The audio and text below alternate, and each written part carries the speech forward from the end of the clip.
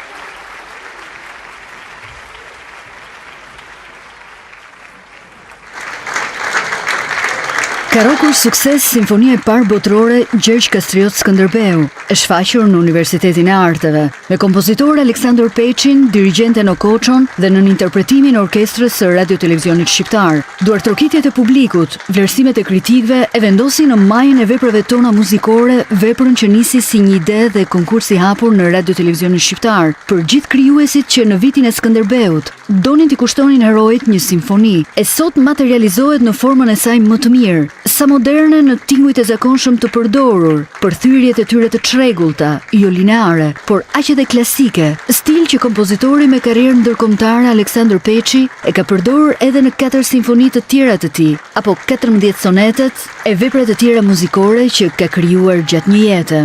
Gjithë komponentët ishte e përsosur nga ana instrumentale, nga ana e kontrapuntit, nga ana e kontrasteve, nga ana e orkestracionit. Është simfonia më e mirë që është shkruar në Shqipëri, me përmasa ndërkombëtare. 10 kohë të bukura, po mu më emocionoi zakonisht ajo finalja.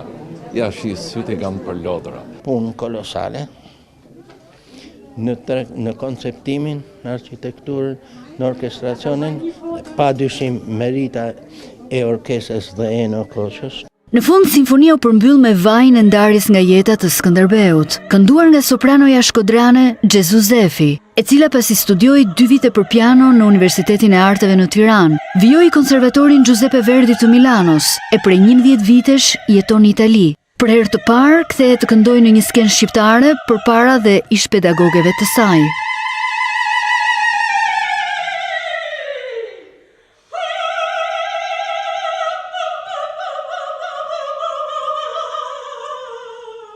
Çdo detaj që është luajtësante ka qenë e shkruar nga kompozitori, duke filluar nga dhimbjet e kockave që përshkruajnë momentet e fundit të Skënderbeut, tek klithma maj e krahut, ulërimat e trimave nga mali në mal. Çdo detaj, edhe rrëshqitjet e zanit janë ato rrëshqitjet e frymëve të fundit të Skënderbeut para se të lente. Duhet jemi krenar që edhe falyur sot kemi një simfoni të plot për Skënderbeun. Unë them se do të mbetet një natë e paharrueshme.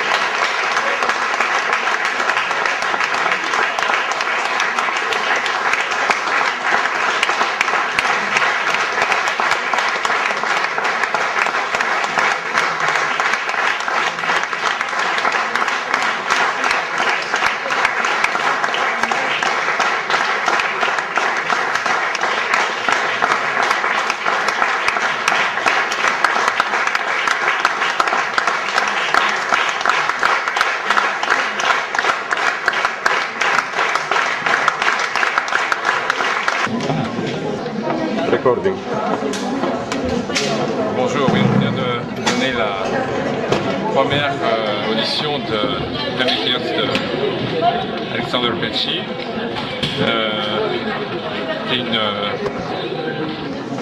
On a en fait, en faisant cette pièce, plongé dans un univers je dirais, à la fois complexe et immédiat, c'est-à-dire un univers où il y a des langages, je dirais, complexes d'une technique contemporaine et richesse d'une technique contemporaine, et également des gestes très évidents, très immédiats dans leur poétique et dans leur expression, dans leur caractère. Donc voilà, c'était une préparation rapide, on a travaillé ça en 2 répétitions comme le fonctionnement de l'orchestre, cet orchestre exige. Alors avec ce qui peut se passer lors d'une première audition, il y a peut-être des choses qu'on aimerait perfectionner, refaire, et puis d'autres dans la spontanéité qui sont aussi, qui donnent je pense, parfois l'ambiance et je dirais même la violence parfois de cette pièce qui est nécessaire, à mon avis. Voilà, donc merci Alexander Pecci d'avoir écrit, de s'être déplacé pour aussi également pour préparer pour cet événement. Voilà. Merci Monsieur Pecci pour avoir pu interpréter votre pièce ce soir. Merci beaucoup du cadeau. Bien. Merci. Au revoir. J'ai fait recording.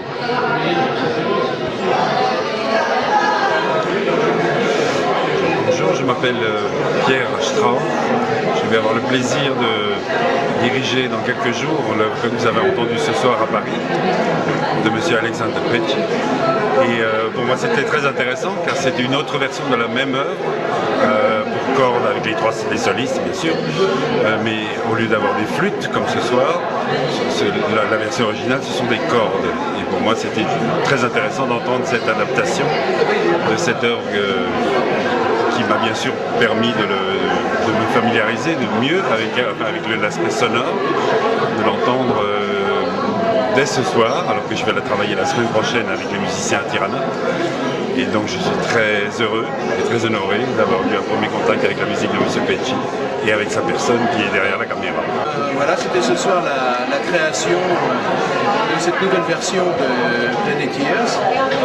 Et l'œuvre a eu beaucoup de succès auprès du public, mais aussi des musiciens. C'est une œuvre très forte, pleine de passion. Et j'aime bien ça. J'aime bien que la musique ne soit pas seulement un acte, de calcul, presque scientifique, mais que ce soit aussi un art. Et on ne peut pas dissocier l'art de la passion.